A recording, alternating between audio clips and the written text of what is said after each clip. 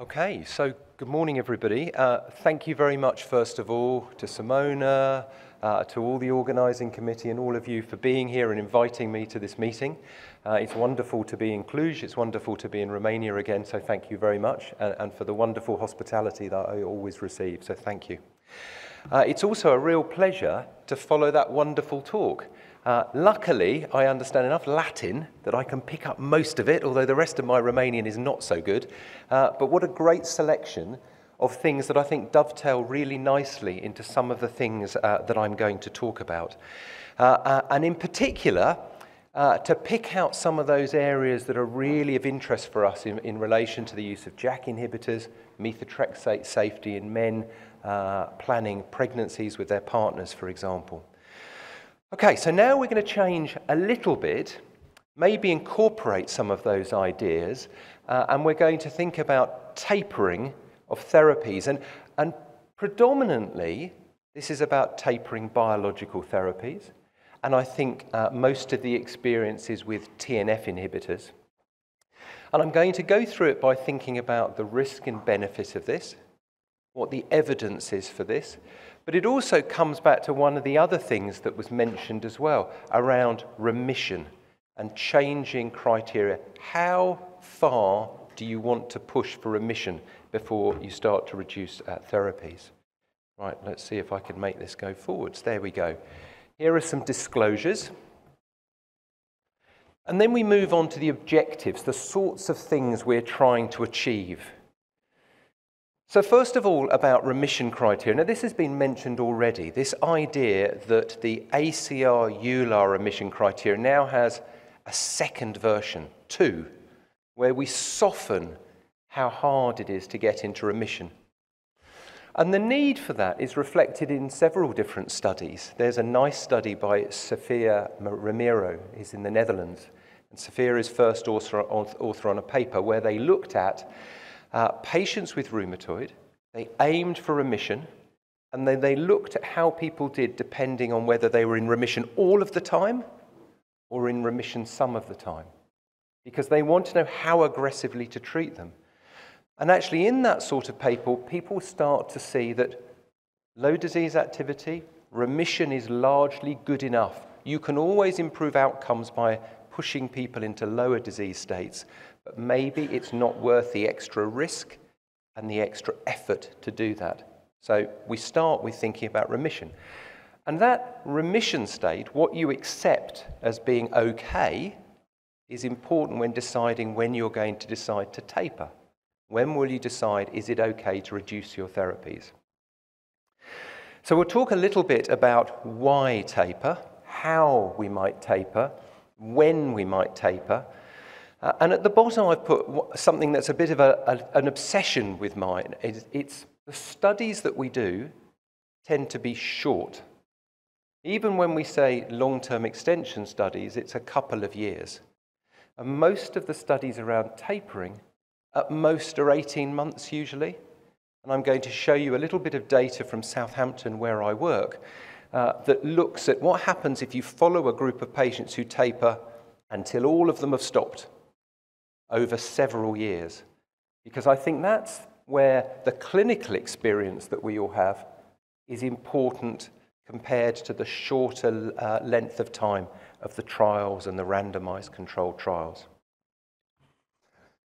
Now I'm going to show you a slide that's been shown already because I think this is important. And actually, one of the things that I never did, but now being involved in the production of some of these recommendations, I now do every single time is, perhaps you all do this already, is getting the paper, not just looking at these pictures, not just looking at the statements, this is the recommendation, but there's free text underneath all of those recommendations.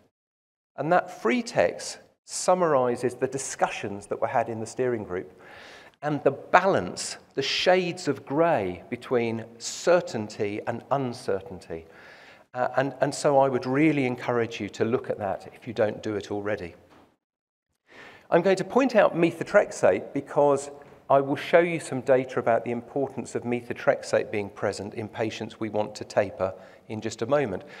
And I have to say that not every patient likes methotrexate, but I'm a big fan of it for a number of different reasons. And it's very reassuring to see that data around male pregnancy involvement, if that's the right expression, and that data saying maybe this is safer than we all thought, and maybe we need to be less worried. Interesting, in the last year, the British Society of Rheumatology guidance, it has a lovely table of all of the drugs we use, which I always show to patients because this is such an emotive area. And it shows all of the female preconception, conception, first trimester, and then it shows paternal, the male bit. And the recommendation from the evidence is it's fine for men to be on methotrexate when they're trying to conceive. That's fine. And there's still a lot of nervousness about that. Okay, so we work our way down. If we start methotrexate, we might give steroids at the beginning. Then we wait for a period of time. How long before we think about tapering? Well, we want to be moving in the right direction by 3 months, and by 6 months is where we're trying to achieve whatever target we're aiming for. I'm impatient. That always feels like a long time, 6 months, but it needs to be that sort of length of time for us to feel confident. And then on the bottom right, we can think about dose reducing. And then if we fail with that first strategy, we can use biologics and then JAK inhibitors. And if that's successful, we might think about tapering. So there are a few different places where we might taper. And then, if people are doing well at that stage, once again, we can think about tapering. And the arrow to the bottom left is the arrow that says in very, very small print, aim for a good remission target. Aim for that ACR-EULAR criteria if you can, but perhaps it's not vital to be right at the bottom of this Boolean criteria. Okay, so coming back to the main subject, why might we want to taper? To be honest, where I worked, when we started doing this almost 10 years ago, thinking about tapering, some of this was definitely financial. It was the cost of biological therapies, and how do we reduce that burden and allow more patients to experience the benefits of biological therapies? There's also the issue about safety. When you try and look in the literature, though, it's very difficult to find evidence that proves that reducing the dose of biological therapies improves safety. And also, if we let the disease become uncontrolled, that leads to its own risks, including more infections and more cardiovascular risk, which we're going to hear about in a moment as well. And then there's a changing scenario at the moment. Of course, biosimilars have come along. You will have to advise me about the experience in Romania, but in the UK, largely, we've swapped over to biosimilars, and that makes things much cheaper. There are some biosimilars in the UK, anti-TNFs, that are now 10% of the original cost. So that changes perhaps our desire to taper. Okay, when we're thinking about tapering, we also think, what do the esteemed societies say? So I'm going to show you ACR, then I'm going to show you a little bit of detail about EULAR. The ACR, the way they present their recommendations, their guidance, is always slightly complicated because it's always on balance, we conditionally recommend or we strongly recommend. And so you have to get your head around thinking. I always struggle for a moment. But essentially, if I summarize what the American position is, they say, actually, if you've spent that long getting someone in remission, perhaps you don't even want to try tapering. And then if you're going to taper, they would suggest that you taper the conventional synthetic DMARD like methotrexate first, because after all, you wouldn't have used a biologic unless someone was already failing the methotrexate or the other CS DMARD. But maybe that's a different healthcare system. Maybe people can use biological therapies in the US much more quickly than they can, certainly in a UK setting. And then here's the statement from EULAR, a European view. First, discontinue glucocorticoids, and we could have a debate following the Gloria study in older patients with rheumatoid and low-dose prednisolone use at 5 milligrams, how dangerous steroids are. But generally, people would say, stop the steroids first, and then consider. And if you look at the evidence base from the systematic reviews that fed into the EULAR recommendations, they would say these following statements. So whichever thing you taper first, conventional DMARD or biologic DMARD, the outcome is about the same. I'll show you a little bit of data about that.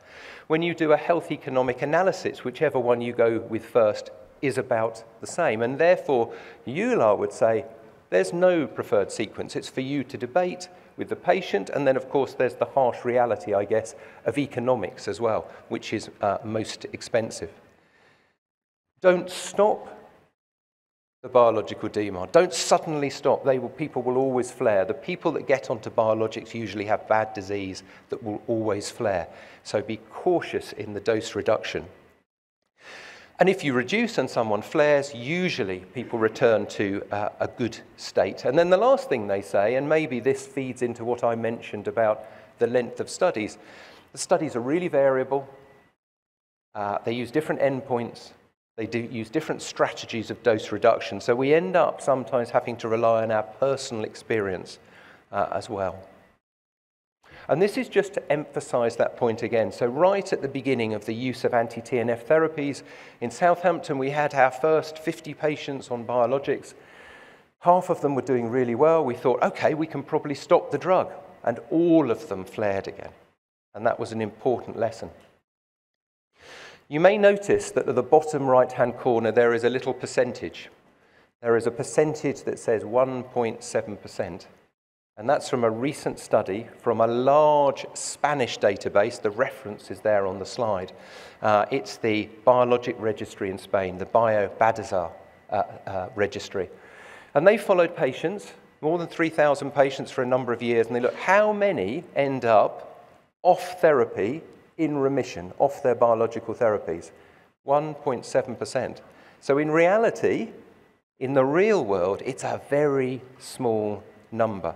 And I think I'm coming round to believing that more and more. Okay, so what do the studies show? Let's spend a little bit of time thinking about the different studies. The first thing is to say, in this space, there are three major types of study. There are randomized control studies, rigid, very reliable, gold standard design, but quite rigid. They specify in advance, you will go on this dose at this time, and then we will see what happens. Randomized control studies. Then we have what I would call strategy studies. The patient is doing well, their DAS score is this, I will reduce by this amount. The patient is now doing badly, I will increase. The strategy is determined by how the patient is doing. Randomized control studies, strategy studies. And then there's the much more real-world experience. What do people in their practices show? And that's the bit I'm going to show you from Southampton as well. The first, this is a representative study, one of Joseph Smolan's studies, and this is looking at etanercept. And this is saying, okay, we will take patients with rheumatoid, we will put them on methotrexate plus etanercept at the standard dose, 50 milligrams per week subcutaneously. And then after a period of time, we will see those people that do well, good, moderate response, and then three options. They will either continue on the full dose, they will halve the dose to 25 milligrams every week of etanercept, or they will stop the etanercept and be on methotrexate on its own. And we will follow over time.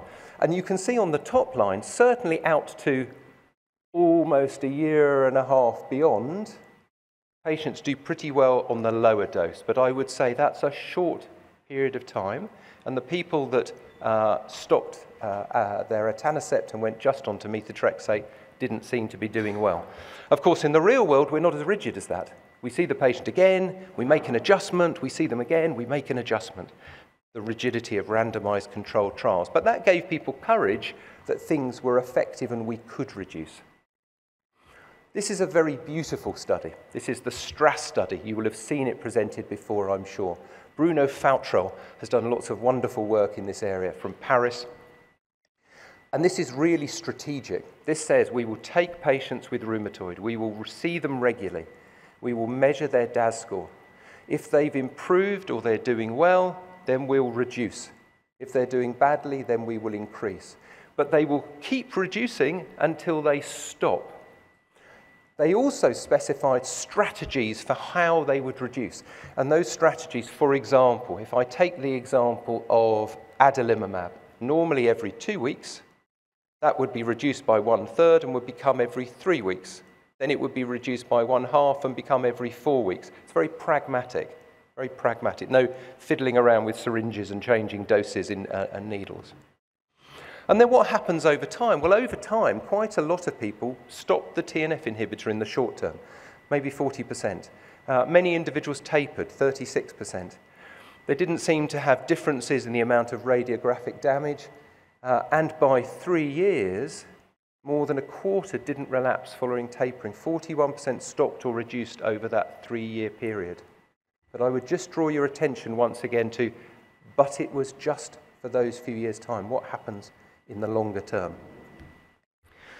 Okay, so we thought randomized controlled trial, we thought strategic. Now this is strategic, but this is very much real-world experience from the hospital I work in Southampton.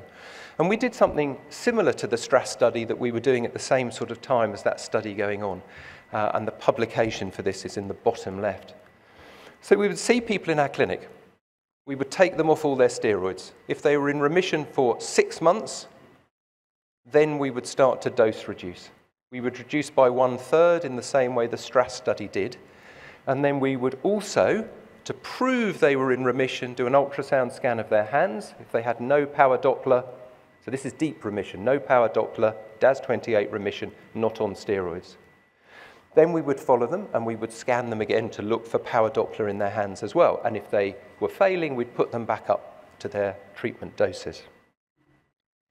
And this is the initial experience, and you can see this is out to 18 months.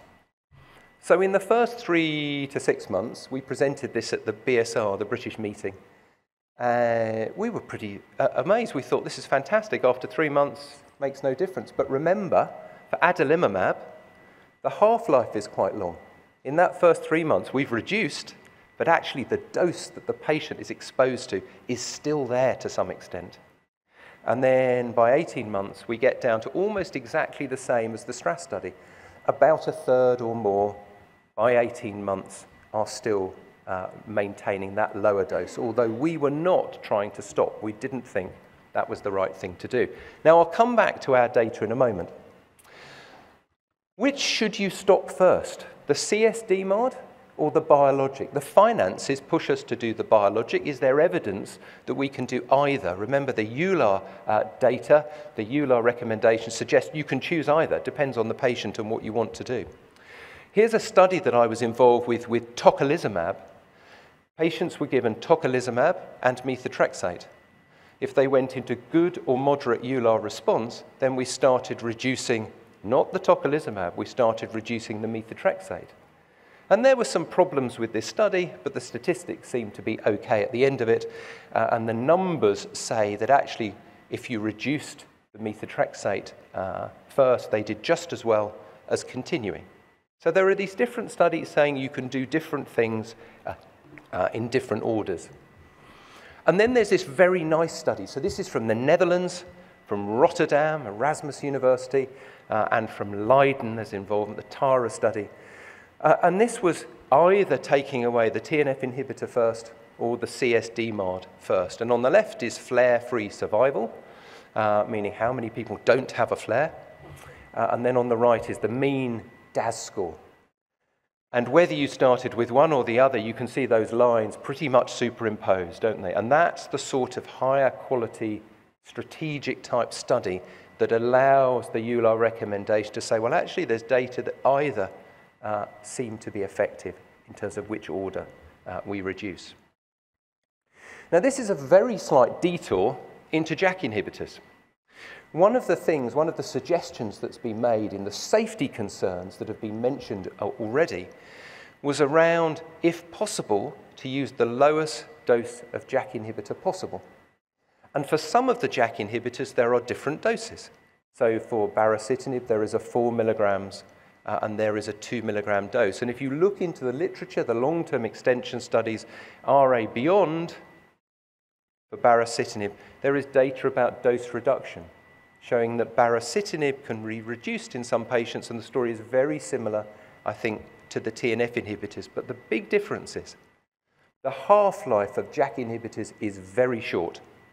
When you stop it, and for safety this can be quite good sometimes, although we always worry about the safety with JAK inhibitors, you stop it and within a few days, within a week, it's out of the system and someone's going to flare again. Whereas if you reduce the dose of a biological therapy like adalimumab, it might be a month or two before the full effect of that reduction is seen. Knowing that allows us to do different things in different situations with different patients. And this is the sort of data that illustrates that information about the dose reduction with baricitinib. Okay, and now we come back to this data from Southampton, and this was presented earlier in the year, so this is fairly hot off the press at the British Society of Rheumatology meeting. And I'll talk you through some of the numbers. So just over, or almost 1,200 patients started on biological therapies over this period of time, 2005 to 2021. We took the data up until pandemic, because of course everything went a little bit crazy then, it was harder to collect data. 668 had received TNF inhibitors of all 5 of the available anti-TNFs. 18% were dose tapered. Now, the first thing to say is that means that in our population in the real world, deep remission, DAS28 less than 2.6, plus no steroid, plus remission on 2 separate occasions 6 months apart, plus no power Doppler, deep remission was present in 18% of our population. Maybe that reflects that in the UK, by the time we put people on biologics, they've got pretty bad disease, which has been present for 10 plus years, and those people are resistant. So 18% of people were able to do this. And of these, another 40% could reduce down to 1/2 of their treatment doses. And then they followed up for a period of time, over 2.2 years, and you can see that of the tapering over this 2.2 years of follow-up, 74% of individuals failed. So let me show you the Kaplan-Meier of this. And this allows us to watch those patients that have gone on tapering, that 18% that went on tapering, and follow them for the whole period of time. And you can see in tiny writing on the bottom, it goes out to 9 years. In the first year, you lose about 1/3 of those patients. They flare again. Over the next couple of years, you get down to about 1/3 are still on dose tapering. And ultimately, and I guess this is true with all therapies, ultimately people fail on everything. You always end up having to make a change. There are 1 or 2 people that stay on over time. And actually this sort of longer term data really has made me much less keen to dose taper. Over time, it's a small number of patients, and perhaps less people than we thought are going to be successful. Next question is, can you predict the people who can successfully taper? And so we went through a number of different things: the age of the patient, the sex of the patient, seropositivity, smoking, etc., etc., etc. And the one thing that stands out, and another reason why I like methotrexate, not just because it prevents immunogenicity with biologics, not just because it reduces extra-articular features, including the lung, not just because it prevents, to some extent, cardiovascular disease, but also because the patients on methotrexate were much more likely to maintain dose tapering. Maybe that's not a big surprise, but it's nice to be able to see that information. And this is the Kaplan-Meier curve if you divide patients in terms of those that are on methotrexate and those that are not on methotrexate. The blue, the top line, is those on methotrexate. They fail their tapering less often. They're fine to begin with. Maybe that suggests immunogenicity has a part to play here. And then they start to fail after a period of time that kicks in at about 2 years. Okay, so we come towards the time when we start to summarize and think about what we're doing. We think about the risks and benefits of this and what we're truly starting to achieve. I think if I think about the reasons why we started doing dose reduction as a strategy for all the patients that succeeded in achieving remission, was partly financial, it was partly about risk and benefit. It was also partly that people told us that you must not that, must not do that. And for me, it was very hard to believe that biological therapies are more magically special than any other therapy that we use. After all, we titrate methotrexate up and down, we titrate steroids up and down. Why would we not consider titrating all the therapies that we use? The shame with biologics is I have 1 or 2 patients who I would very much like to titrate up, but I'm not allowed to do that for financial reasons, for licensing reasons. So what risks might you come across if you were to taper? Well, you might lose control and they might flare, but overall people seem to do pretty well if you put the dose back up again. In fact, when you ask patient populations, we did a piece of work where we asked patients and we say, what do you think about tapering? And the patient said, we'd really like to taper, but we really want to know that you will put us back up again immediately if we have a flare. And we're only going to taper if you tell us that. So patients were okay with it. You might get damage and loss of function. If we can achieve remission again by putting people back on the higher doses, that's probably less of a worry. Perhaps we induce comorbidities if we lose control of the disease, and perhaps we make immunogenicity a little bit worse. So here are my conclusions. We talked a little bit about remission and achieving remission and the new criteria. We talked about what we might do when we achieve remission in relation to tapering. We talked about what we might get rid of first. Glucocorticoids probably, although the Gloria study, a little bit of steroid may not be quite so bad as we might have thought. Maybe that's controversial to say.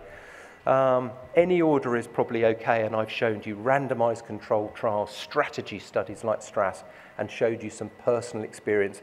And the last thing is the shout out for real-world data, because we will only get longer-term extension-type information over years by looking at our own databases.